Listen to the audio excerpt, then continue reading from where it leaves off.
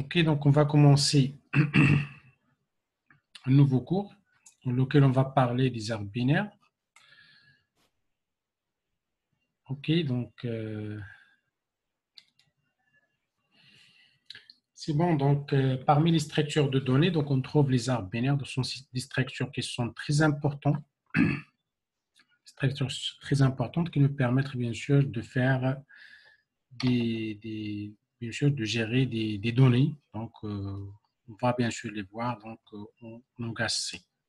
C'est bon. Donc dans ce cours, on va faire une petite introduction, donc une introduction générale concernant les arbres. Donc, on va essayer de définir c'est quoi un arbre et les différentes, bien sûr, propriétés concernant les arbres.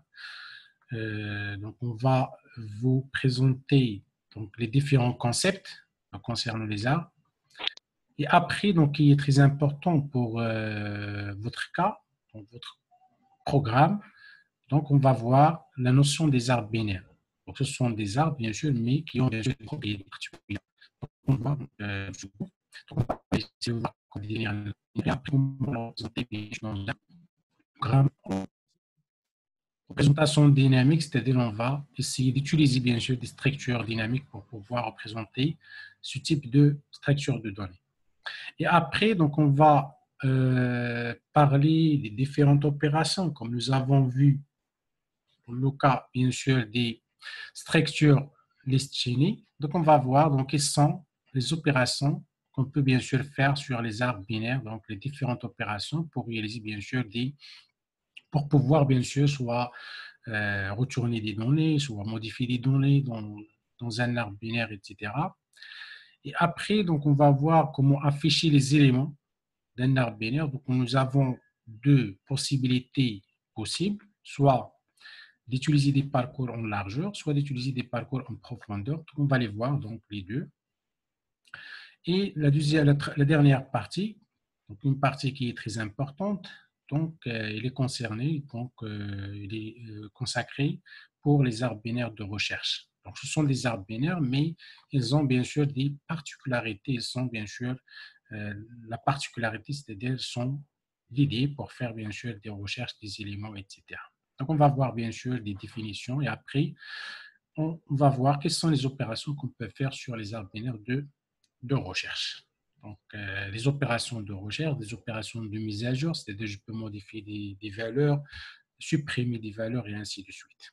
C'est bon, donc ça c'est grosso modo donc, ce qu'il est donc, programmé dans ce chapitre. Donc, avec bien sûr ce chapitre, on va terminer le programme, donc, qui est bien sûr donc, le programme de votre filière concernant les structures de données. OK, donc on va commencer par une petite définition concernant un arbre. C'est quoi un arbre? Tout simplement, c'est comme les arbres que vous connaissez déjà dans la nature. Donc, tout simplement, un arbre, c'est une structure de données composée d'un ensemble de nœuds. Donc, on a un ensemble de nœuds. Vous voyez, donc c'est un arbre qui contient un ensemble de nœuds. Ça, ce sont des nœuds. Et ils sont bien sûr connectés par des arêtes. Donc, les nœuds sont connectés par des arêtes. Donc, chaque nœud contient des données. Donc, si on parle bien sûr structure de données, donc chaque nœud, il contient des données et des pointeurs vers d'autres nœuds. Donc, les pointeurs vers d'autres nœuds, vous voyez ici, donc ils sont connectés aux autres nœuds. Vous voyez, par exemple, ici, nous avons c'est le nœud A. Donc, on l'appelle normalement, c'est la racine de notre arbre. Il est connecté au nœud BCD. Donc, BCD, ce sont on peut dire les fils de A, et ainsi de suite. Donc, jusqu'à bien sûr arriver à ces nœuds qu'on les appelle, bien sûr, on verra par la suite. Ce sont des feuilles. Donc, les feuilles, ce sont des nœuds qui, bien sûr, ne possèdent pas des fils. Donc, les nœuds sont connectés entre eux par des arêtes. Vous voyez ici, ils sont connectés entre eux par des arêtes qui représentent des relations parent-fils. Donc, le A, par exemple, ici, c'est le parent de B, C, D. Cette relation, c'est la relation, bien sûr, parent-fils. Après, le E, c'est le fils, bien sûr, de B, et ainsi de suite, donc jusqu'à, bien sûr, trouver la structure d'un arbre. C'est bon. Donc, nous avons la racine et après, nous avons des nœuds. Et chaque nœud, bien sûr, il est connecté au nœud suivant et ainsi de suite. Donc, jusqu'à, bien sûr, avoir la structure d'un arbre. C'est bon. Donc, maintenant, on va essayer de définir plusieurs concepts concernant un arbre. Donc, nous avons donc, un nœud qui est très important, ce qu'on appelle la racine. Donc, la racine d'un arbre est un nœud qui n'est pointé par aucun autre nœud. Ne pointé par aucun autre nœud, c'est-à-dire il ne possède pas de parents. C'est ce qu'on appelle la racine d'un arbre. Ne possède pas de parents. Le nœud qui n'a pas de prédécesseur, parent, et possède zéro ou plusieurs fils. Donc, on peut bien sûr avoir soit zéro. Donc, si il possède zéro fils, c'est-à-dire c'est un arbre, on peut avoir un arbre sans, donc qui contient seulement un seul nœud. Et il peut bien sûr avoir plusieurs fils. Par exemple, ici, le A, il a trois fils, le B, le C et le D. Donc, il y a bien sûr la racine qui a deux parents. Donc, le nœud qui n'a pas de parents, c'est la racine. Après, donc, on peut parler des nœuds. Donc, les nœuds ne pointant vers aucun autre nœud sont appelés des feuilles. Ici, le C, le F, le J, le K, le H et le L, ce sont des feuilles parce qu'ils ne possèdent pas de fils. Donc, on les appelle des feuilles. On les appelle des feuilles. Parfois, on dit ce sont des nœuds externes. Des nœuds externes et des feuilles. Donc, c'est la même chose. Donc, ce sont des nœuds qui ne possèdent pas, bien sûr, des fils. Un nœud interne est un nœud, mais au moins un nœud interne parce qu'il possède un fils. Donc, le E, vous voyez ici, donc le B, c'est un nœud interne. Le D, c'est un interne. Le G, c'est interne. Et le I, c'est un nœud interne.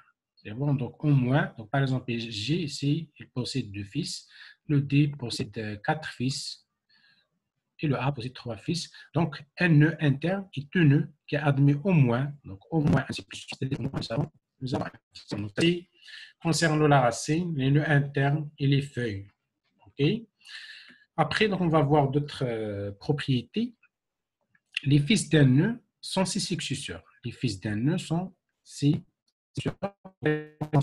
Qui sont les fils de A? C'est B, C, D. Les fils de D sont F, G, H, I. C'est-à-dire les successeurs qui arrivent juste après, donc qui sont bien sûr reliés par des arêtes.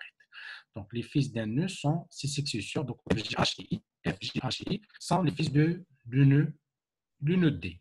C'est bon? On a la notion des frères. Donc, les frères sont les successeurs ou les fils issus d'un même nœud. Par exemple, B, C, D sont des frères. B, C, D sont des frères parce qu'ils ont un seul parent. Le parent, c'est le A. Le F, G, H, ce sont des frères parce qu'ils ont un parent et ainsi de suite. Le K est un nœud qui a un successeur. Par exemple, ici, D, c'est un père. Le I, c'est un père. Le G, c'est un père. Mais le L n'est pas un père tout simplement parce qu'il ne possède pas un successeur, ne possède pas un fils. C'est bon. Donc, D est le père des nœuds F, G, H, I. D est le père des nœuds F, G, H, I. Ainsi, donc vous voyez, donc nous avons ici un A. À chaque fois, je descends, par exemple ici, le nœud D. On peut avoir un seul A. Je descends ici, je peux avoir un seul A. C'est de la racine J. Donc, c'est la racine J. Et ainsi de suite. Donc, à chaque fois, je descends bien sûr, dans l'arbre, je peux bien sûr trouver un seul arbre. Donc, tout simplement, un seul arbre est une portion de l'arbre. C'est une portion de l'arbre, c'est une partie de l'arbre. Le nœud G avec 6 nœuds.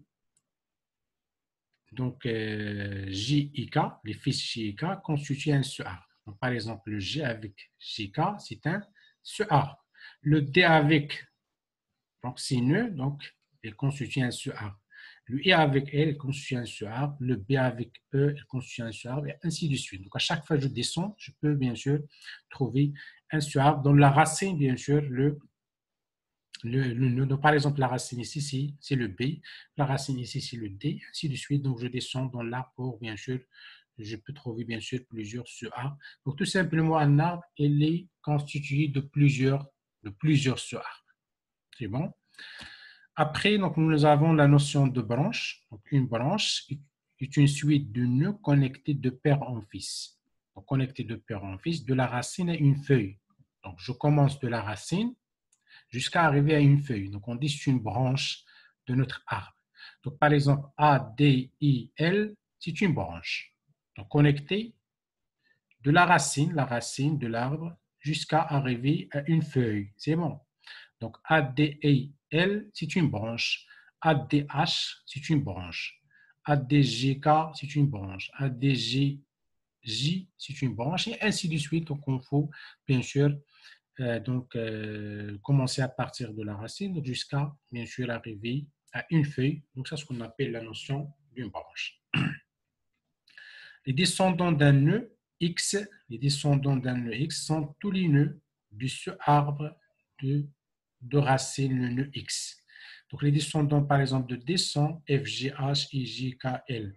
Donc, les descendants, c'est-à-dire les nœuds qui arrivent juste après, qui arrivent dans l'arbre, juste après, bien sûr, le nœud D.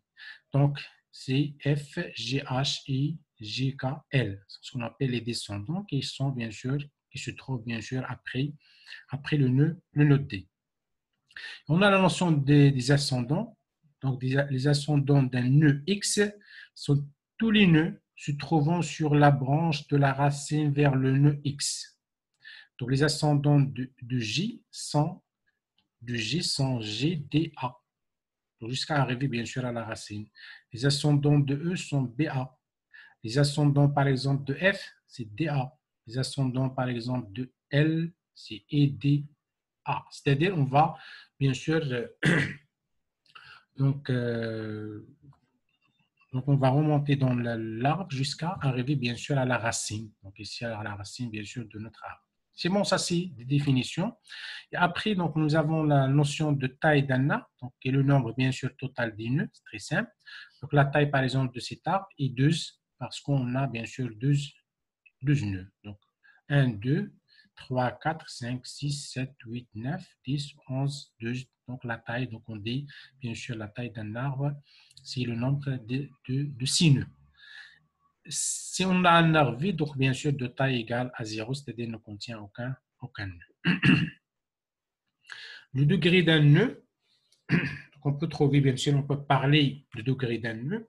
Le degré d'un nœud est le nombre de 6 fils. Le degré d'un nœud est le nombre de 6 fils. Donc, par exemple, le degré de 4 est 1.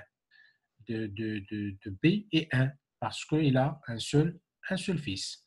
Le degré de D est 4 parce que le D est là 4 fils. Le degré de G est 2 parce que le G est là 2 fils, et ainsi de suite. Le degré de A, c'est 3 parce que bien sûr le A est là 3 fils, et ainsi de suite. Donc, c'est tout simplement le nombre de ces fils, donc on dit le degré d'un nœud. Maintenant, pour calculer le degré d'un arbre, donc c'est le degré maximum de 6 nœuds. Donc, on va calculer le degré de chaque nœud et après, on va prendre le maximum, tout simplement.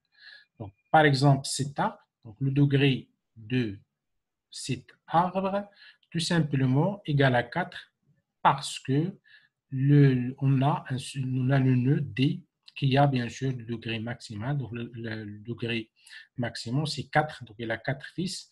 Donc, on va prendre bien sûr 4 comme degré, bien sûr, de notre arbre. Tout simplement, on calcule, bien sûr, le degré de chaque nœud. Et on va prendre le maximum. Donc, le maximum ici, c'est 4. Vous voyez, par exemple, le B, il a le degré 1, le A3, le D, 4, le G2, etc. Donc, on va prendre le D qui a, bien sûr, le degré maximum. C'est bon? Donc, c'est le degré maximum de 6 nœuds, tout simplement.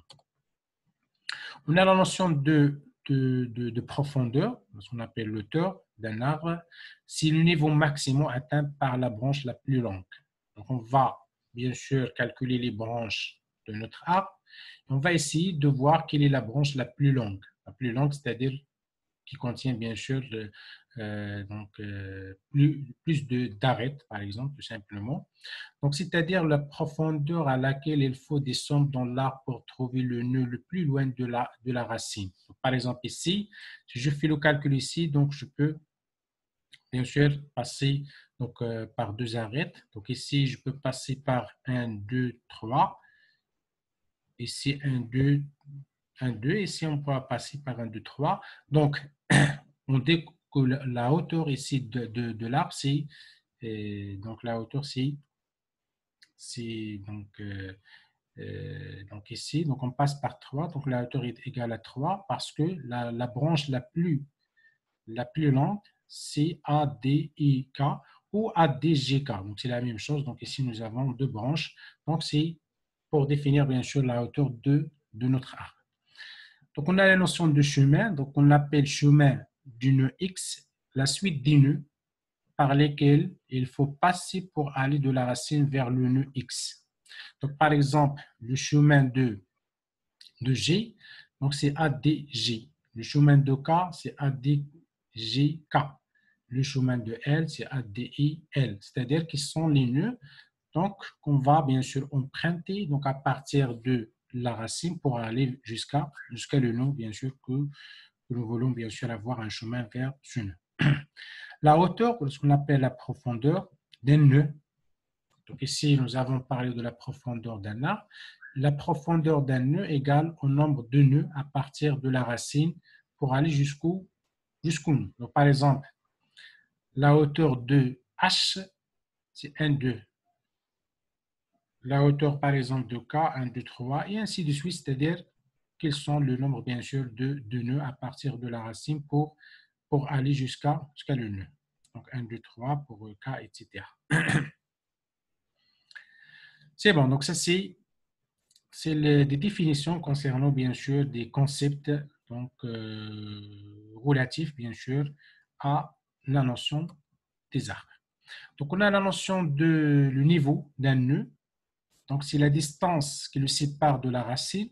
Donc, par exemple, vous voyez la racine est de niveau 0, la racine de l'arbre. Et après, donc, on a des nœuds qui sont séparés par une seule arête de la racine. Donc, ils sont bien sûr dans le niveau 1. Et après, donc, on a des nœuds qui sont dans le niveau 2, des nœuds qui sont dans le niveau 3, et ainsi de suite. Donc, à chaque fois, bien sûr, on peut calculer, bien sûr, le niveau d'un nœud. Donc, le niveau de la racine est 0. Les autres nœuds ont un niveau qui est augmenté de 1 par rapport au nœud dont ils dépendent. Donc, dans l'exemple, le niveau du nœud, par exemple, contenant G égale à 2. Donc, vous voyez ici, le G se trouve au niveau 2. Donc, il est bien sûr, bien sûr, c'est le fils, vous voyez, le fils d'un nœud, qui est bien sûr le fils de la racine. Donc, il est bien sûr au niveau 2. C'est bon, donc ça, c'est des définitions concernant bien sûr le concept lié à la notion des arbres.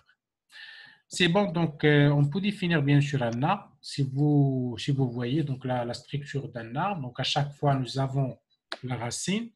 À chaque fois je descends dans l'arbre, je peux trouver un sous-arbre.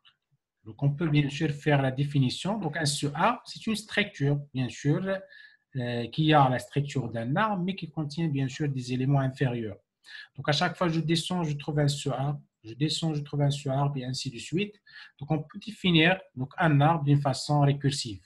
Donc, d'une façon récursive, c'est-à-dire, on peut dire la même structure, mais bien sûr, on va tout simplement trouver des éléments inférieurs. Donc, à chaque fois, bien sûr, on peut trouver des sous-arbres. Donc, tout simplement, on dit, pour la définition récursive d'un arbre, on dit un arbre soit vide, c'est-à-dire ne contient aucun élément, soit il contient un sous-arbre, surtout les arbres binaires, un sous-arbre gauche ou un sous-arbre droite. C'est bon, donc un sous-arbre gauche et un sous-arbre droite. Donc, par exemple, ici, la racine, soit elle est vide, c'est-à-dire ne contient, c'est-à-dire l'arbre il est vide, soit on a un nœud droit dans lequel on peut trouver bien sûr un sous-arbre. Soit on peut trouver un sous-arbre gauche et ainsi de suite. Donc, la prochaine fois, je descends par exemple ici, je trouve un sous-arbre bien sûr droite, je peux trouver bien sûr un sous-arbre gauche et ainsi de suite. Donc, vous voyez, donc, la structure d'un arbre, c'est une structure récursive.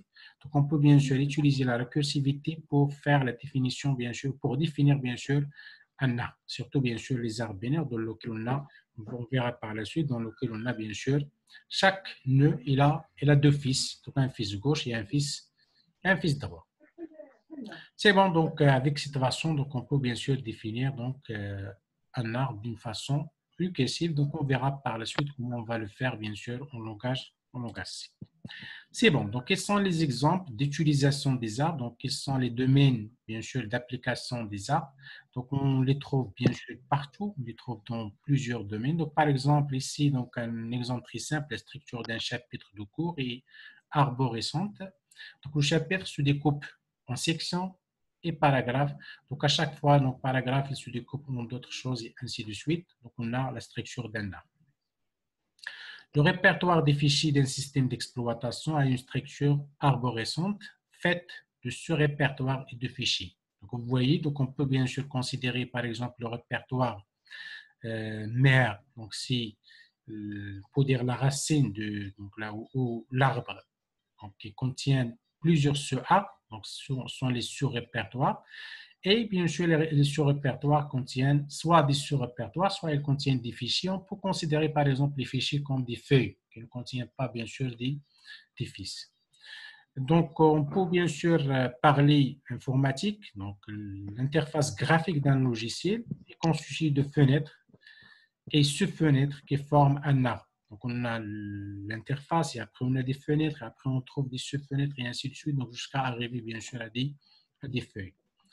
L'arbre généalogique donc, est une représentation graphique de la généalogie ascendante ou descendante d'un individu. Donc, bien sûr, nous, par exemple, nous avons nos parents et après, nous avons bien sûr des fils, nous avons des fils et ainsi de suite, donc jusqu'à arriver. Donc, par exemple, vous, vous êtes des feuilles, donc vous n'avez pas de fils, etc. Donc, on a bien sûr un arbre généalogique. La structure d'un sommaire d'un livre est arborescente. Donc, on a livre, après on trouve chapitre, paragraphe, section et ainsi de suite. Donc, ça, c'est des exemples d'utilisation, mais on a bien sûr plusieurs applications dans lesquelles on trouve bien sûr la notion des arbres. C'est bon.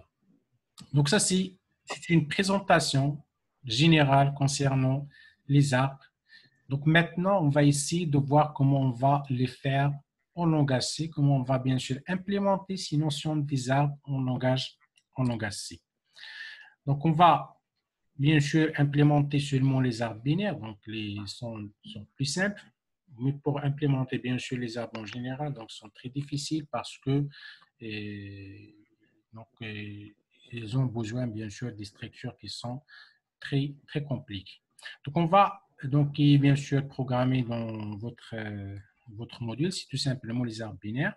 Donc, on va essayer de définir c'est quoi un arbre binaire. Donc, un arbre binaire est un arbre où chaque nœud est connecté à deux sous-arbres. Donc, à deux sous-arbres, donc on peut trouver pour chaque nœud, on peut trouver un sous-arbre binaire gauche et un sous-arbre binaire droit. Donc, tout simplement, dans un arbre binaire, tout simplement, nous avons pour chaque nœud, et là, au plus deux fils. Donc, au plus, on peut trouver deux fils, on ne peut pas trouver plus que deux fils. Donc, on dit que c'est un arbre binaire. Si un nœud qui a un seul fils, il faut distinguer bien sûr le fils droit du fils gauche. Donc, vous voyez par exemple dans cet exemple, nous avons le A, c'est la racine de notre arbre. Le A, il a deux fils. Donc, le fils droit, le C, fils gauche, le B. Le B, il a un seul fils. Donc, un seul fils, il faut bien sûr bien préciser est-ce que ce fils, c'est un fils gauche ou droit. Donc, vous voyez ici, il a un seul fils qui est droit, le D. Et après le D, il a un seul fils, donc qui est bien sûr à gauche. C'est bon. Donc, il faut préciser soit à gauche, soit à droite pour bien sûr donner la représentation, bien sûr, d'un arbre binaire. Donc, vous voyez ici, par exemple, le E, il a deux fils. Donc, le maximum de fils, on ne peut pas avoir, bien sûr, plus que deux fils pour chaque nœud. Donc, il a deux fils au plus. Mais si on a un seul fils, il faut bien sûr préciser dans l'arbre, est-ce que ce fils est un fils gauche ou c'est un fils droite pour bien sûr faciliter par la suite le traitement, bien sûr, de cette structure de données, de cet arbre binaire. C'est bon. Donc, ça, c'est la définition générale d'un arbre binaire. On peut trouver des arbres binaires qui sont strictement binaires. Donc, tout simplement strictement binaire. Pour chaque fils, pour chaque nœud, il faut avoir exactement deux fils. Pour chaque nœud, il a exactement deux fils. Donc, Par exemple, ici, vous voyez, donc le A, il a deux fils, le B, il a deux fils, le C, il a deux fils, le F, il a deux fils, le I, il a deux fils, etc. Donc, il faut avoir exactement deux fils pour chaque nœud. Donc, on dit, c'est un arbre binaire strictement binaire. Donc, strictement binaire, c'est-à-dire chaque nœud, il a deux fils. Par contre, ici, un arbre binaire, donc on peut avoir des fils qui ont bien sûr un seul, des nœuds qui ont bien sûr un seul fils. Mais s'il a un seul fils, donc il faut bien sûr préciser exactement est-ce que c'est un fils droit ou c'est un fils gauche, bien sûr, dans la structure de l'arbre pour pouvoir bien sûr par la suite bien gérer et bien étudier bien sûr cette structure d'un arbre binaire. C'est bon, donc si on a des arbres binaires strictement, donc tout simplement, nous avons pour chaque nœud, il a deux fils, exactement. Si un arbre strictement binaire a une feuille, alors le nombre total de six nœuds, c'est 2n moins 1. Donc ça, c'est une propriété, donc elle est déjà prouvée. Le nombre de six nœuds non-feuilles, les nœuds inters égale à n moins 1. Donc par exemple, si on prend cet exemple, vous voyez, donc ça, c'est un arbre binaire strictement binaire. Donc chaque nœud, il a deux fils exactement.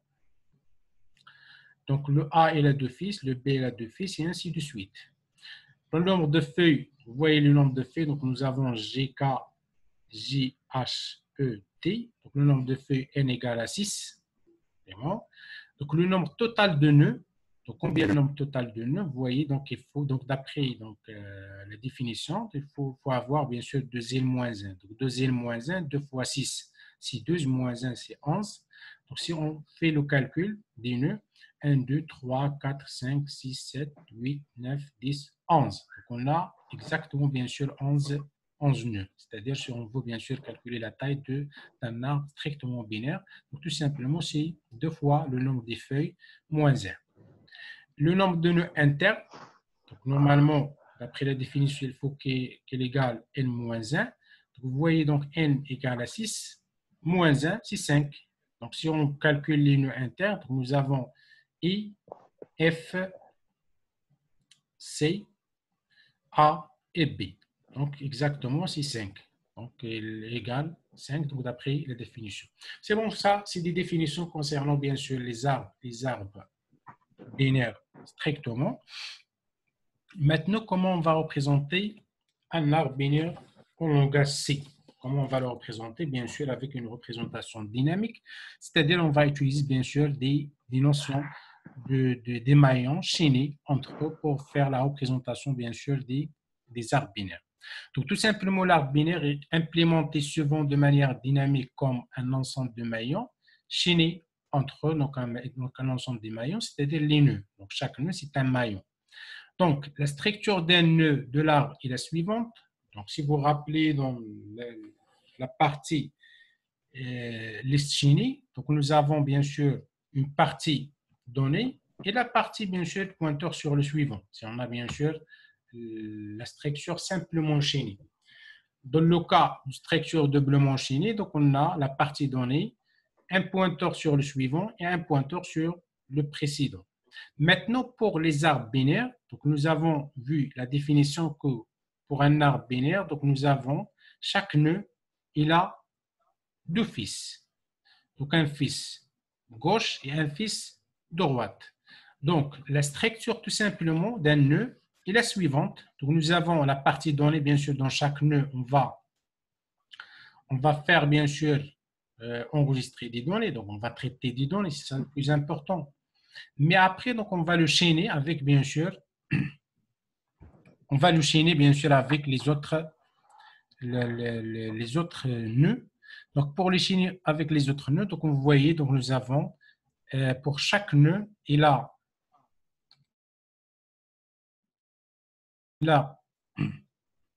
un fils gauche et il a un fils droit. Donc, vous voyez, donc, on va utiliser tout simplement deux pointeurs. Donc, un pointeur qui pointe sur le fils gauche et un pointeur qui pointe sur le fils droit. Vous voyez ici, donc nous avons un fils gauche et un fils droit. Et après, bien sûr, on va définir tout simplement l'arbre, c'est-à-dire la racine de notre arbre. Donc ça, c'est la structure, bien sûr, d'un arbre. la structure d'un arbre binaire de recherche, tout simplement. OK, donc si on fait la représentation avec bien sûr des maillons, donc la représentation chaînée, vous voyez, donc ici par exemple, nous avons cet exemple. Nous avons un arbre qui a la racine par exemple qui contient la valeur 1 et après, donc nous avons bien sûr d'autres maillons. Donc vous voyez pour chaque maillon, donc ici nous avons la partie donnée, ici la partie pointeur sur le fils gauche, ici la partie pointeur sur le fils non, sur le fils droit, et ici bien sûr nous avons un pointeur sur le fils gauche. Donc nous avons pointeur droit et pointeur gauche. Pour chaque nœud, nous avons cette structure. Donc après je descends ici, vous voyez donc ça c'est un nœud, donc il a une partie donnée et un pointeur sur le fils droit et un pointeur sur le fils gauche, et ainsi de suite. Donc après, le 6, il a un pointeur sur le fils droit et un pointeur sur le fils gauche. Donc vous voyez ici pour les feuilles, tout simplement, les feuilles, donc il n'a pas bien sûr de pointeur sur le suivant. Donc on ne peut pas trouver bien sûr un suivant. Vous voyez ici, donc je mets des nuls dans les deux pointeurs, le pointeur droit et le pointeur gauche, c'est-à-dire ça signifie qu'on ne peut pas trouver bien sûr des fils gauche et des fils droit. Tout simplement, nous avons bien sûr la structure d'une feuille. C'est bon. Et des fois, on peut trouver par exemple un nœud qui a seulement, vous voyez ici par exemple le nœud 7, il a seulement un seul fils.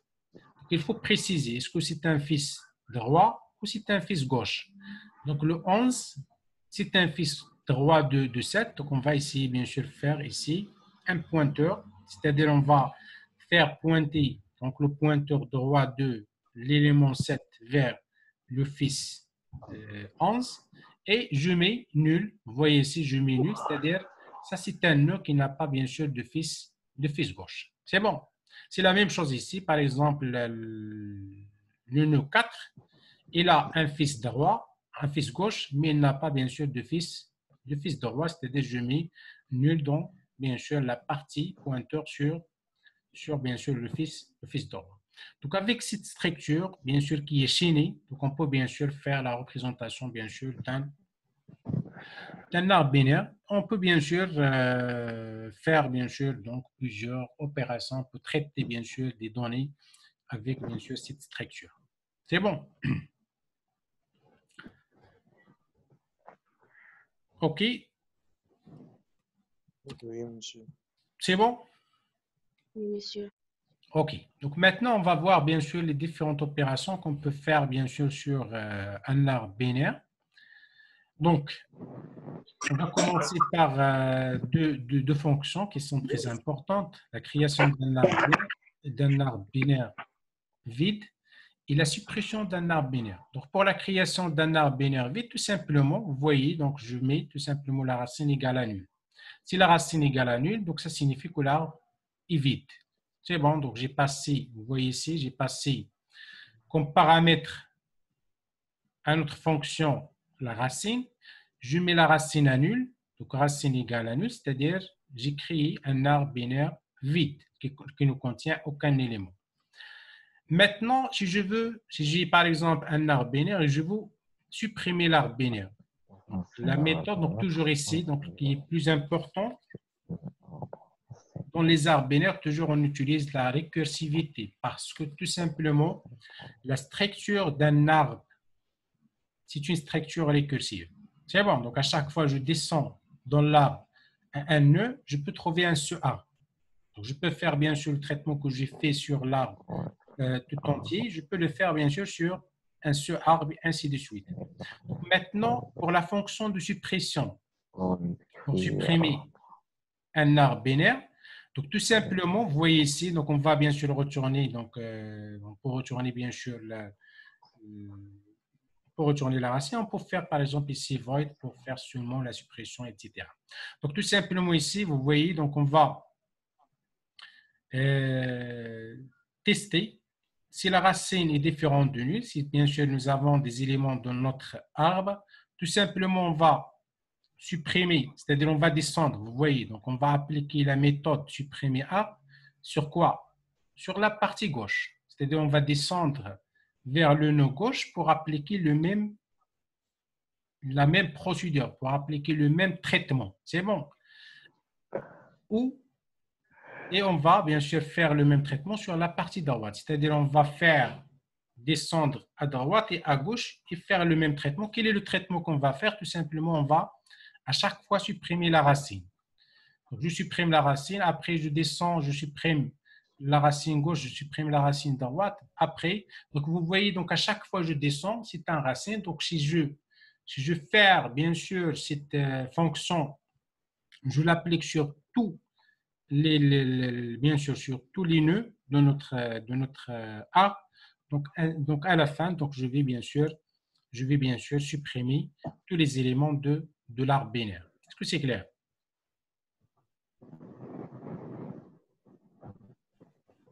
C'est bon? Oui, monsieur. Oui.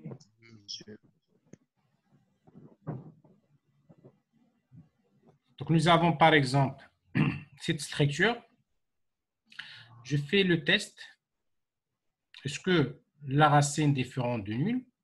Donc je vais descendre donc je vais bien sûr supprimer la racine. Donc à chaque fois je fais, vous voyez ici, à chaque fois je fais frais racine. C'est bon. Donc je supprime la racine et je fais la même chose sur la partie gauche, sur la partie droite et la même chose sur la partie gauche.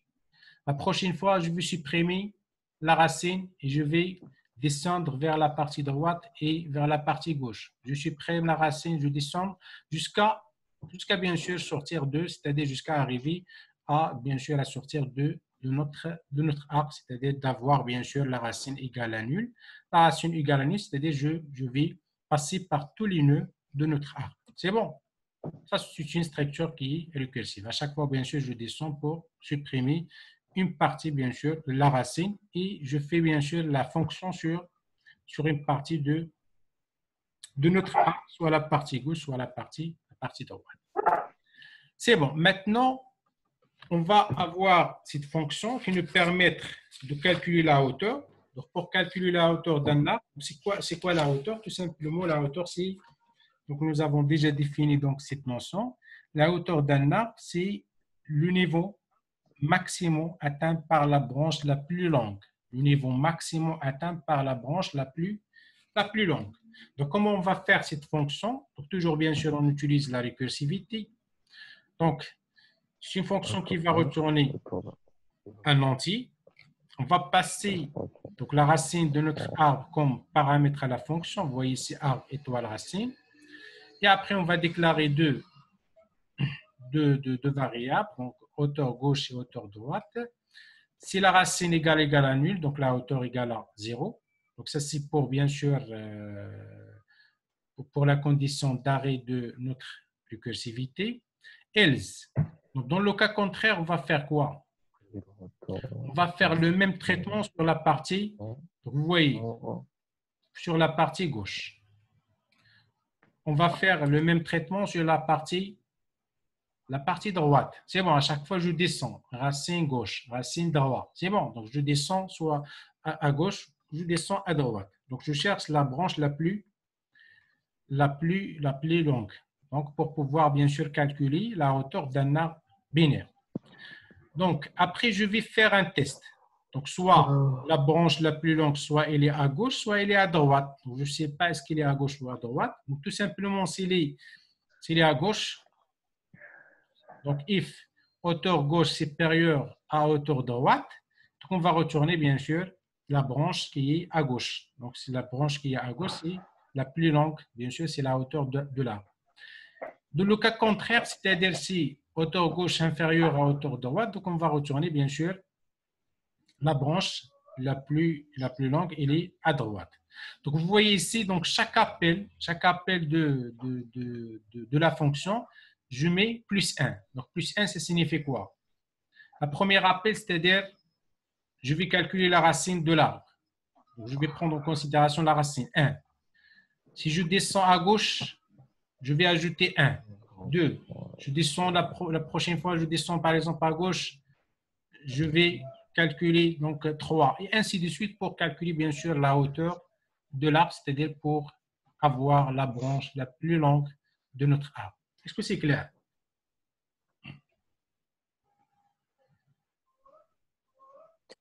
Monsieur, est-ce que le programme connaît déjà, par exemple, hauteur, taille, supprimer? Non, nous, on donne le programme qui calcule la taille et qui calcule bien sûr la hauteur. Ça, c'est une fonction qui calcule la hauteur. Donc, elle ne connaît pas. Donc, ici, on va calculer la hauteur. Vous voyez, c'est une fonction qui est récursive. Si la racine égale à nul, c'est-à-dire si j'arrive à un certain moment, je trouve que la racine égale à nul, on va retourner 0 pour arrêter la récursivité. Dans quel cas on va trouver la racine égale à nul? Donc, j'ai un arbre. C'est bon, j'ai un arbre. J'ai un arbre, par exemple. Donc, on va dessiner, par exemple, un arbre. OK, donc nous avons la racine. Nous avons bien sûr à chaque fois, nous avons bien sûr un nœud droit et un nœud gauche. C'est bon. Toujours, on a. Parfois, on peut trouver bien sûr un seul nœud, donc il faut spécifier. Donc, par exemple, ici, c'est un nœud qui est à gauche. C'est bon. Donc, à chaque fois, bien sûr, je descends dans notre arbre pour spécifier bien sûr les. C'est bon. Par exemple, ici, nous avons comme ça. C'est bon. Donc, ça, c'est notre arbre. Donc, on va faire quoi? On va faire bien sûr ce test. If racine égale à nul, on va retourner 0. Ça, c'est la condition pour arrêter bien sûr notre récursivité. Else, dans le cas contraire, on va faire quoi? La même fonction. Donc, la même fonction, c'est-à-dire on va le faire sur la partie gauche ou la partie droite. Donc, on va commencer par la racine. If racine égale à nul, non. Donc, on ne va pas retourner 0, c'est-à-dire on va descendre dans notre arbre. Je vais faire hauteur gauche égale à hauteur arbre racine gauche, c'est-à-dire on va appliquer la récursivité sur la partie gauche ou sur la partie droite. Donc à chaque fois, si vous voyez, if hauteur gauche supérieure à hauteur droite, donc la première fois, le premier appel de la fonction, on va ajouter 1, c'est-à-dire on va prendre en considération la racine. La prochaine fois, par exemple, si je descends ici, donc on va par exemple faire le calcul de cette branche, la plus longue ici. Si je descends par exemple à droite, on va faire donc on va faire hauteur droite plus 1. Donc hauteur droite plus 1, c'est-à-dire on va faire donc 1 plus 1. La prochaine fois, je descends ici. 1 plus 2, 1 plus 1 plus 1, c'est-à-dire 2 plus 1, 3. Je descends maintenant ici. 3 plus 1, 4. C'est bon, la prochaine fois, je descends ici. 4 plus 1, 5. Donc ça, c'est ce qu'on appelle donc la branche la plus longue dans notre arbre. Donc à chaque fois, bien sûr, je fais bien sûr le même traitement, c'est-à-dire à chaque fois, j'ajoute 1 quand j'ai la possibilité, bien sûr, de descendre dans l'arbre. J'ai arrivé ici, je peux sortir, bien sûr, à certains moments, donc je descends. Si je descends ici, la racine égale à 9, je vais arrêter, bien sûr, la récursivité. Je vais calculer, bien sûr, la hauteur, c'est-à-dire je vais retourner la hauteur, soit droite, soit gauche. Donc, la hauteur, dans un premier lieu, égale à, par exemple, donc, contient donc, la valeur 0, par exemple. Le premier appel contient la valeur 1. Deuxième appel contient la valeur 2 et ainsi de suite. Donc, à chaque fois, je descends de l'arbre pour calculer, bien sûr, la hauteur de cet arbre. Est-ce que c'est clair? Oui, monsieur. Maintenant, pour le calcul de la taille. Donc, la taille, c'est tout simplement le nombre de nœuds. C'est bon, le nombre de nœuds de notre arbre. Donc, pour calculer le nombre de nœuds de notre arbre, tout simplement, vous voyez, si la racine égale à nul, le nombre de nœuds est 0. Donc, si la racine égale à nul, nous avons un arbre vide, donc le nombre de nœuds est égal à 0. Dans le cas contraire, donc on va faire l'appel récursif de notre fonction taille. Donc, tout simplement ici, on va retourner la taille de l'arbre à gauche plus la taille de l'arbre à droite plus 1. Pourquoi ici nous avons plus 1? Pour le racine.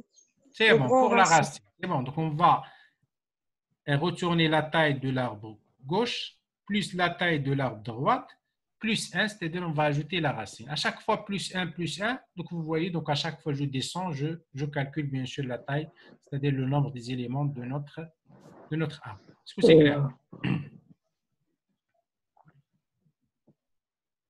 C'est bon. Oui, Donc la taille, monsieur. tout simplement la taille de la partie gauche plus la taille de la partie droite plus 1. Donc c'est une fonction récursive. À chaque fois, je descends dans l'arbre, je fais l'appel. Donc à chaque fois, bien sûr, je vais calculer le nombre des nœuds. Si à un certain moment la racine égale à nu, c'est-à-dire j'ai sorti, c'est-à-dire j'ai passé par tous les nœuds de notre arbre. Est-ce que c'est clair? Oui. C'est bon, donc ça c'est les deux premières fonctions. Maintenant, on va calculer le nombre de nœuds internes. Donc, le nombre de nœuds internes, ça signifie quoi? Donc, d'après la définition que nous avons vue, les nœuds internes est un nœud qui admet au moins un successeur, c'est-à-dire qu'il y a au moins un fils, soit droit, soit gauche, bien sûr. Il y a compris, bien sûr, la racine. C'est bon. Un nœud interne est un nœud qui admet au moins un successeur. Il y a compris, bien sûr, la racine. Donc, par exemple, dans cet arbre, nous avons combien de nœuds internes? Nous avons la racine 1, 2, 3, 4, 5. Donc, nous avons 5 nœuds qui admettent bien sûr des successeurs, c'est-à-dire qui admettent des fils. Donc, pour faire le calcul, donc tout simplement, toujours on utilise la récursivité. Donc, on va bien sûr faire le calcul récursif, bien sûr, pour pouvoir bien sûr trouver le nombre total des nœuds internes. Donc, pour trouver le nombre total des nœuds internes, donc on va bien sûr, donc quelle est bien sûr la condition pour arrêter la récursivité? Si nous avons la racine égale à nul, si la racine égale à nul, bien sûr, on va retourner 0. Donc, le nombre de nœuds internes égale à 0. Et si bien sûr notre arbre ne contient, donc si notre bien sûr arbre ne contient ni fils gauche ni fils droite. Donc ni fils gauche ni fils droite, ça signifie quoi? Par exemple, un nœud qui n'a pas de fils droite, qui n'a pas de fils gauche, ça signifie quoi? C'est une feuille. C'est une feuille. On n'arrive pas à bien entendre le prof. Donc, c'est une feuille, on ne va pas le prendre en considération. C'est bon, on ne va pas la prendre en considération. Donc, ici, on va retourner 0. Si on a une feuille, c'est-à-dire on ne va pas la prendre en considération. Et si la racine égale à nul. C'est bon. Else, dans le cas contraire, on va faire le calcul. Donc, le calcul, c'est-à-dire on va calculer dans la partie gauche. On va prendre en considération les nœuds internes dans la partie gauche. Et on prend en considération les nœuds internes de la partie droite. Plus 1, donc à chaque fois, bien sûr, donc plus 1, donc plus la racine. Premièrement, la première appel plus la racine. Je descends ici plus la racine et ainsi de suite jusqu'à, bien sûr, calculer le nombre total des nœuds. Donc ici, tout simplement, il faut ajouter cette condition pour pouvoir, bien sûr, ne pas prendre en considération les feuilles. Est-ce que c'est clair? Par contre, pour le calcul des nœuds externes, donc les nœuds externes, c'est les feuilles. Les nœuds externes, c'est les feuilles. Donc, pour calculer les feuilles dans un arbre binaire, donc on va tout simplement, si la racine égale à nul, on va retourner 0. Mais si la racine gauche égale à nul et racine droite égale à nul, donc on va retourner 1, c'est-à-dire c'est une feuille. Donc, par exemple, ce nœud-là, donc à un certain moment, je descends dans l'arbre jusqu'à ce nœud. Donc, si je fais racine gauche, donc elle annule, racine droite égale à nul. Donc, on va retourner 1, c'est-à-dire on va compter ce nœud. Donc, c'est un, bien sûr, c'est une feuille. C'est bon, donc on va le prendre en considération. Donc, on va retourner 1, tout simplement, si, bien sûr, nous avons cette structure. Nous n'avons ni fils gauche, ni fils droite. C'est bon. Donc, ni fils gauche, ni fils droite. Dans ce cas, on va retourner 1, c'est-à-dire on va calculer. Donc, on va prendre en considération ce nœud. Bien sûr, c'est une feuille. Donc, tout simplement, après, donc, on va bien sûr faire la somme, c'est-à-dire on va prendre les feuilles dans la partie droite et les feuilles dans la partie gauche pour pouvoir bien sûr calculer le nombre total des feuilles dans notre arbre binaire. Est-ce que c'est clair? Oui. C'est bon. Maintenant, on va parler des parcours. Donc, les parcours, tout simplement, ce sont bien sûr, des outils pour pouvoir, bien sûr, afficher les éléments d'un arbre binaire. Donc, pour afficher les éléments d'un arbre binaire, donc on utilise les parcours. Donc, nous avons deux types de parcours pour faire, bien sûr, afficher les éléments d'un arbre binaire. Donc, nous avons les parcours en profondeur et les parcours en largeur. C'est bon, donc nous avons deux possibilités. Donc, un parcours, tout simplement, consiste à passer par tous ces nœuds. Donc, si on passe par tous les nœuds d'un arbre, on peut bien sûr afficher les nœuds.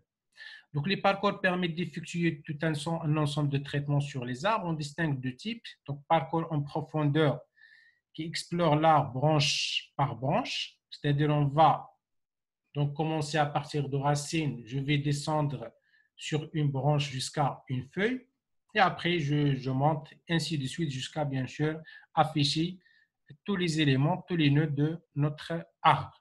Donc on a trois parcours, donc on les voit Inch'Allah par la suite en détail. On a le pré-ordre, le N-ordre et le post-ordre. Donc ce sont des trois donc, parcours en profondeur pour pouvoir bien sûr faire le parcours des éléments, les nœuds d'un arbre pour afficher bien sûr les éléments d'un arbre.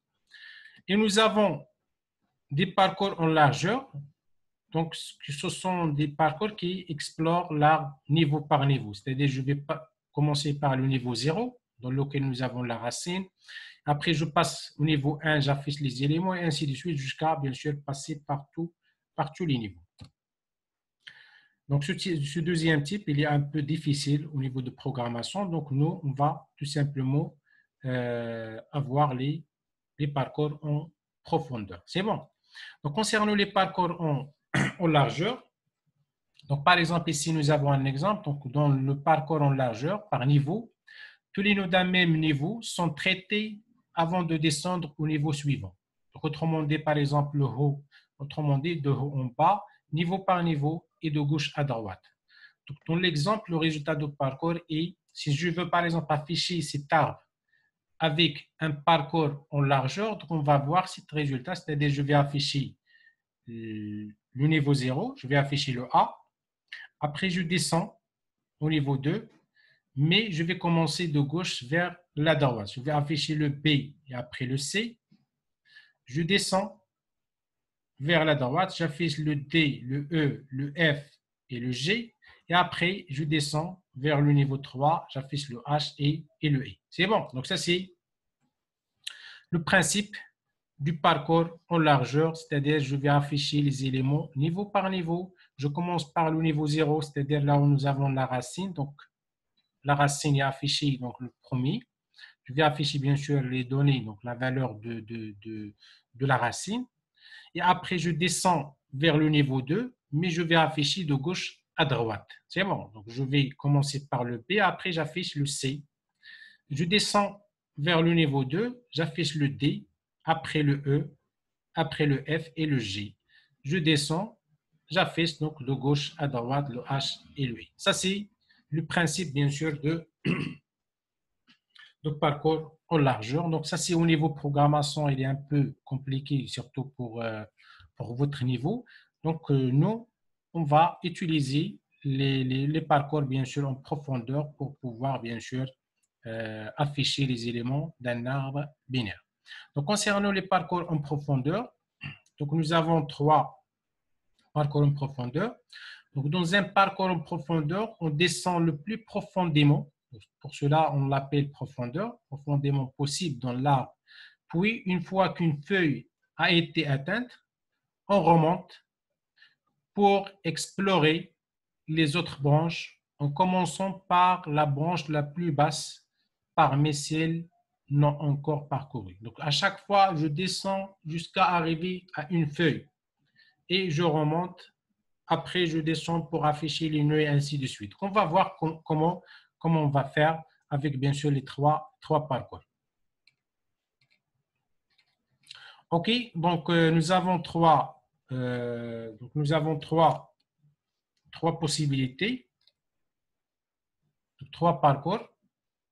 Donc, le parcours pré-ordre, ce qu'on appelle le préfixe, on affiche la racine avant 6 fils. On affiche la racine et après, bien sûr, je vais afficher les fils. Donc, on va commencer par la racine, après fils gauche, fils droite.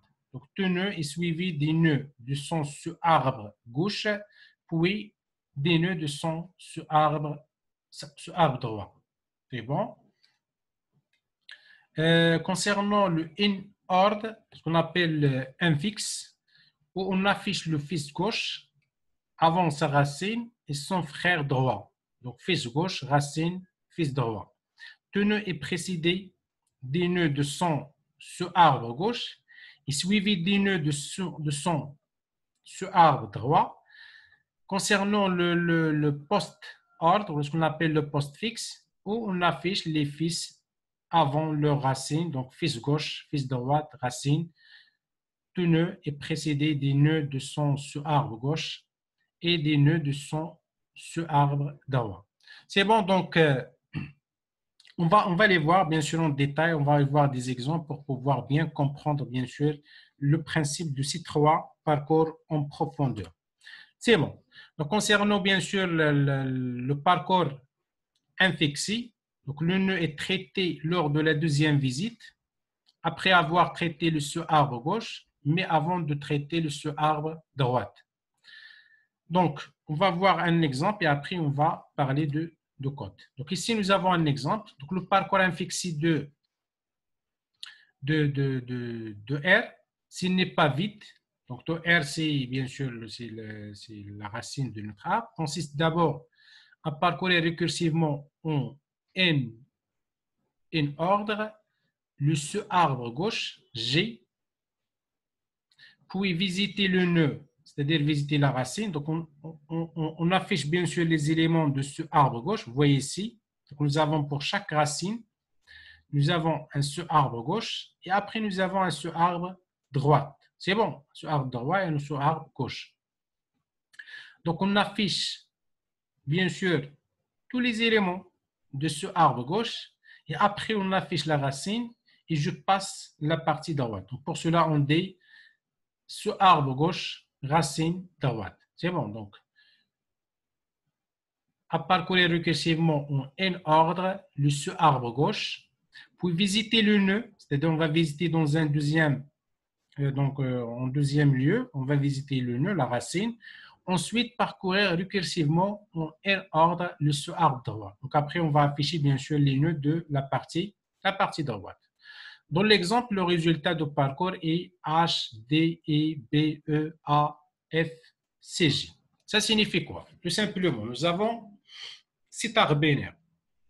C'est bon, donc la racine c'est A et après, bien sûr, nous avons donc je peux descendre soit à droite, soit à gauche.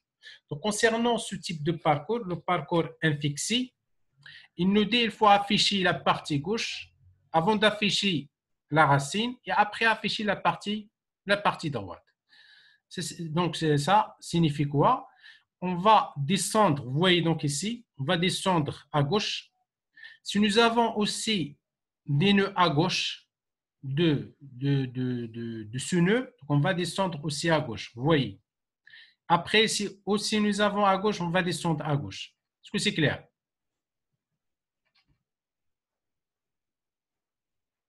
Est-ce que le H, il a un sous-arbre gauche? Non. Non.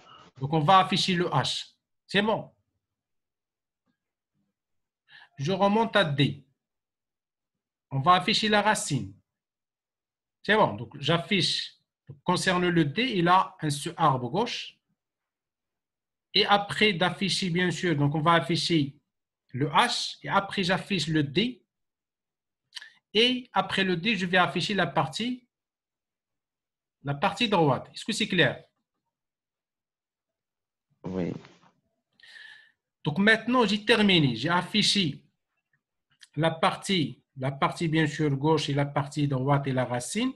Donc maintenant, concernant le B, est-ce que j'ai affiché le sous-arbre gauche de B? ce arbre gauche?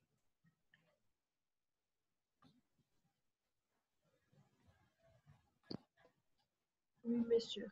J'ai affiché ce arbre gauche de B. Est-ce que vous voyez? J'ai affiché H. Après, j'ai affiché le nœud D. Et après, donc j'ai affiché le I. C'est-à-dire, j'ai affiché la partie gauche, j'ai remonté pour la racine, j'ai affiché la partie droite. C'est bon. Maintenant, si je vois le B, est-ce que j'ai affiché la partie gauche?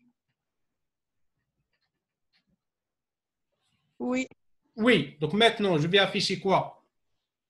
partie droite. Non, avant d'afficher la partie droite, on va afficher Racine. la racine. Donc la racine, donc c'est-à-dire on va afficher le B. Donc si j'affiche le B, je vais afficher après quoi? La partie droite. La partie droite de B. Quelle est la partie droite de B? Le E. Le E. E.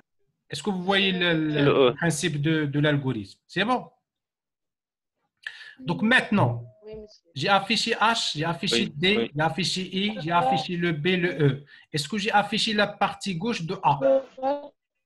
C'est Oui. bon. Oui. Donc j'ai affiché la partie gauche, c'est-à-dire j'ai affiché le arbre gauche. Maintenant, je vais descendre pour afficher la racine. C'est bon. Donc deuxième lieu, j'affiche la racine. Donc la racine de cette partie gauche, c'est A. Donc je vais afficher le A. Est-ce que c'est clair? Oui, monsieur. Donc j'ai terminé cette partie. Donc maintenant, je vais descendre à droite. C'est bon. Donc je descends à droite, mais je trouve un arbre de lequel il a la racine C. Donc on va afficher quelle valeur maintenant? La gauche. On va afficher la gauche, c'est bon. Donc on va afficher F. Et après, je vais afficher la racine, c'est C.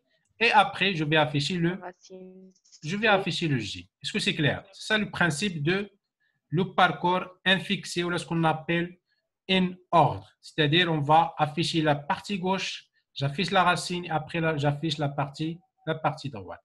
Est-ce que c'est clair? Oui.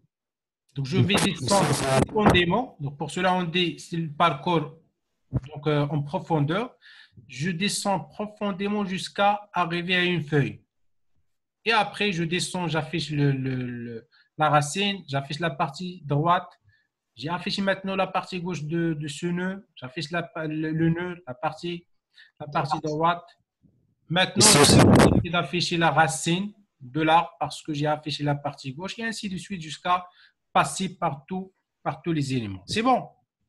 Monsieur, Oui. est-ce que vous pouvez répéter son exemple parce que j'ai un problème de connexion et j'ai sorti. Oui? S'il vous plaît, j'ai un problème de connexion, monsieur, et c'est pour cela que j'ai pas comprendre ce exemple. J'ai sorti, Donc, quelle est votre question? de répéter ce exemple, monsieur, j'ai pas le compris. On va réexpliquer l'exemple. Oui, C'est bon. Donc, je vais recommencer. OK, donc nous avons cet arbre. Donc, pour faire le parcours infixé, pour afficher bien sûr les éléments de l'arbre d'une façon infixée, ce qu'on appelle une ordre. Donc, toujours bien sûr, je fais bien sûr l'affichage de la partie de ce arbre gauche avant d'afficher la racine et après, j'affiche bien sûr ce arbre droit. C'est bon. Donc, pour cela, je vais toujours bien sûr pour moi, c'est comme nous avons dans les structures, les chaînées, nous avons l'adresse de premier élément. Pour les arbres, toujours, nous avons l'adresse de la racine, c'est-à-dire la racine de notre arbre. Je veux commencer à partir de la racine. La racine ici, c'est A. C'est bon. Notre algorithme, il fait quoi? Il descend à gauche profondément jusqu'à bien sûr arriver à une feuille. Vous voyez ici. Tout simplement parce qu'à chaque fois, il faut afficher la partie gauche avant d'afficher la racine. Et pour chaque fois que je descends, je trouve ce arbre. On va faire le même traitement sur ce arbre. Je descends, je trouve ce arbre, ainsi de suite. C'est bon. Donc, je descends ici à gauche. Donc, j'ai ce arbre qui a la racine, bien sûr, B. Donc, je ne peux pas afficher le B. Donc, l'algorithme nous dit qu'il faut afficher les éléments de ce arbre gauche avant d'afficher la racine. Donc, je ne peux pas afficher le B, je vais descendre vers la partie gauche de B. La partie gauche de B, c'est ce arbre qui a la racine D. Je ne peux pas afficher le D parce que le D est là. Il a aussi ce arbre gauche qui a bien sûr la racine H. Donc, la racine H, est-ce qu'il a dit ce arbre gauche? Non. Non. Donc, maintenant, on va faire quoi? On va remonter. C'est bon. On va afficher le H. C'est bon. On va afficher le H. Donc, j'ai affiché le H. Est-ce que maintenant, j'ai affiché la partie gauche de D? Oui. On va afficher maintenant quoi? Le D. On va afficher le D. C'est bon. Donc, j'affiche dans un premier lieu le partie gauche, la racine, et je descends pour afficher, bien sûr, la partie droite. Donc, j'affiche le D. Après, je vais afficher quoi? Je vais afficher le I. Le I. C'est bon, le droit de D. Après, donc, j'ai affiché donc, le DHI. C'est ce arbre gauche de quoi? De B, de la racine B. De la racine B. C'est bon. Donc, j'ai affiché la partie gauche. Maintenant, je vais afficher quoi? Je vais afficher le B. C'est bon. Donc, j'ai affiché le B. Je vais afficher maintenant la partie droite de B. Donc, la partie droite contient le E. Je vais afficher le E. Donc, maintenant, si vous voyez, donc j'ai affiché cette partie de ce arbre gauche. C'est bon. De ce arbre gauche de quoi? De la racine de notre arbre. Maintenant, je vais afficher le A. J'ai la possibilité d'afficher le A. Donc, on affiche toujours la racine dans une deuxième étape. Et après, je vais descendre pour afficher la partie droite. Je descends ici. Je trouvais ce arbre qui a la racine C. Donc, il ne faut pas afficher le C, mais il faut afficher la partie gauche de C. Est-ce que c'est clair? Oui. Je vais afficher le F. Et après, je vais afficher le C. Et après, je vais afficher le G. Donc, vous voyez, nous avons H, D, E, B, E, A, F, C, G. Est-ce que c'est clair? Oui, monsieur. Merci, j'ai bien compris, monsieur. C'est bon. Donc, maintenant, on va voir le code. Donc, le code, c'est très simple.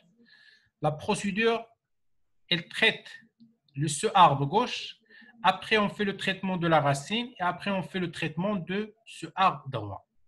Donc, vous voyez, donc c'est une procédure qui est, bien sûr, récursif. Donc, vous voyez, donc, on va, bien sûr, pour arrêter la récursivité, donc on va faire un test. F racine différente de nul. Si la racine différente de nul, donc on va faire toujours l'appel récursif. Si la racine égale à nul, donc on va arrêter la récursivité tout simplement. C'est bon. Donc, si racine différente de nul, on va faire quoi? On va faire un parcours inflexible de la partie gauche. Vous voyez, donc à chaque fois, je descends à gauche. Si je termine la partie gauche, je vais afficher la racine. C'est bon. Et après, je vais faire la même chose pour la partie droite. Donc, pour cela, on dit infixe, je vais afficher dans la deuxième étape, je vais afficher bien sûr la donnée, je vais afficher bien sûr la racine. Vous voyez ici, je vais afficher racine flèche donnée, c'est-à-dire je vais afficher la partie donnée. Est-ce que c'est clair? C'est bon? C'est bon. Donc, ça, c'est pour le parcours infixé. Maintenant, pour le parcours post-fixé. Donc, post-fixé, ça signifie quoi? Ça signifie qu'on va afficher la racine en dernière étape. C'est bon. Donc, en parcours post-fixé, le nœud est traité lors de la troisième visite. Après avoir traité la partie gauche et la partie droite, le arbre gauche et le arbre droit. Donc, la procédure à suivre est donnée ci-dessous. Donc, traitement de ce arbre gauche, traitement de ce arbre droit et traitement de la racine. Donc, vous voyez ici, on fait le traitement de la partie gauche, racine gauche pour descendre à la partie gauche. Après, on traite la partie droite et on fait l'affichage, c'est-à-dire j'affiche la racine dans la troisième visite, bien sûr, dans notre arbre. Donc, le principe, il est expliqué ici par, bien sûr, l'affichage des éléments de cet arbre. Donc, vous voyez, donc on va afficher la partie gauche. Après, j'affiche la partie droite et en troisième visite, j'affiche la racine. C'est bon. Donc, on va voir comment ça marche dans cet exemple. Donc, toujours, bien sûr, j'ai l'adresse de la racine. Donc, je suis à A. Je vais faire quoi? Je vais descendre pour afficher la partie gauche. C'est bon. Donc, toujours, je vais descendre à B. Donc, nous avons la gauche de B. Je vais descendre à D. Nous avons, bien sûr, un seul arbre gauche. Je vais descendre à H. Donc, maintenant, je n'ai pas un seul arbre gauche. Je vais faire quoi? Je vais afficher gauche. Je vais afficher le H. C'est bon. Sur arbre gauche. Je vais descendre à D, mais je ne vais pas afficher le D.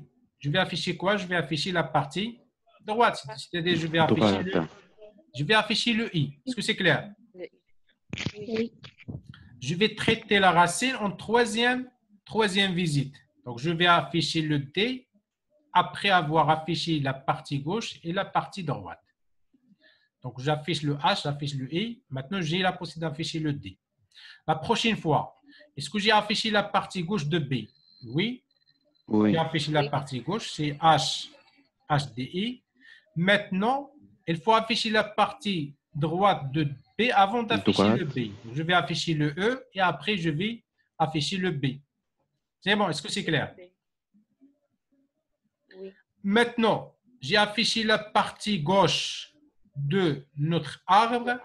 Je ne vais pas afficher le A, la racine, mais je vais descendre pour afficher la partie droite. C'est bon, je vais descendre ici. Je ne vais pas afficher le C parce que le C est là, la partie gauche et la partie droite. Donc, je vais descendre pour afficher la partie gauche de C. Donc, je vais afficher le F. Et après, je vais afficher la partie droite de C. Je vais afficher le G.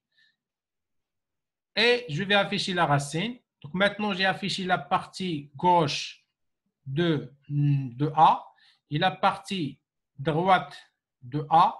Donc, maintenant, en troisième visite, je vais afficher bien sûr le A. Vous voyez donc le A, c'est la dernière valeur qu'on va afficher. Donc, si on fait un parcours post-fixé, c'est bon. Donc, j'ai affiché le H, le E, le T, le E, le B. Après, je vais afficher le F, G, C et je vais afficher le A. Est-ce que c'est clair? Oui. Deuxième parcours post-fixé. C'est bon. Maintenant, on va voir le troisième parcours en profondeur, le parcours préfixé. Donc, préfixé, ça signifie quoi? Ça signifie que j'affiche les valeurs de la racine avant de faire, bien sûr, l'affichage, bien sûr, des éléments gauche et les éléments droite. Donc, je commence par la racine. Je fais afficher la partie gauche et après, je vais afficher la partie droite. Donc, en parcours préfixé, il faut traiter le nœud lors de la première visite. Traiter le nœud, c'est-à-dire on va afficher la valeur du nœud. Vous pouvez explorer le arbre gauche en appliquant la même méthode avant d'explorer, bien sûr, le arbre droit. Donc, traitement de la racine, traitement de ce arbre gauche, traitement de ce arbre droit. Donc, on va voir sur cet exemple. Donc, on va afficher, vous voyez ici, on va afficher la racine, le premier, et après, je vais afficher la partie gauche, et finalement, je vais afficher la partie droite. OK. Donc, j'ai cet exemple, donc cet arbre.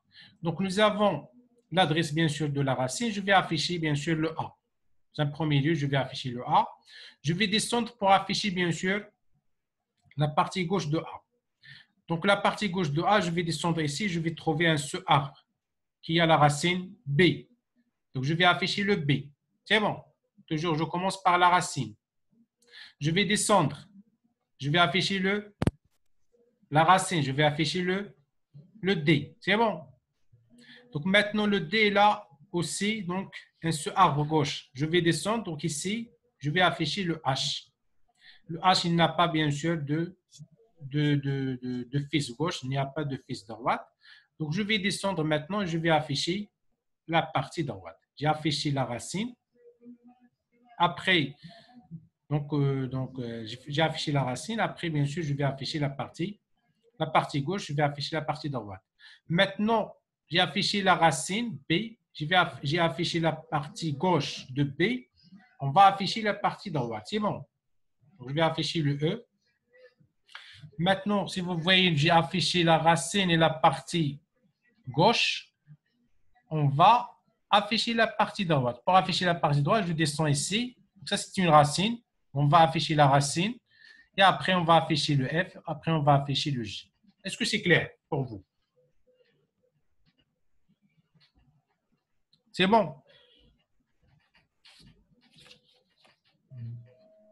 Oui, monsieur. Oui, monsieur. C'est bon, donc tout simplement, on va utiliser, donc pour nous, on va utiliser tout simplement ces trois parcours pour pouvoir, bien sûr, afficher, bien sûr, faire le parcours, bien sûr, des éléments de notre A, soit le parcours préfixé, le postfixé ou le parcours infixé pour pouvoir, bien sûr, afficher les éléments de notre A. OK, donc, concernant, pour ne pas, bien sûr, vous alourdir beaucoup avec le cours aujourd'hui, donc, on va arrêter ici. Donc, demain, Inch'Allah, on va traiter les arbres binaires de recherche. Et donc, si vous avez des questions, donc, je vous écoute.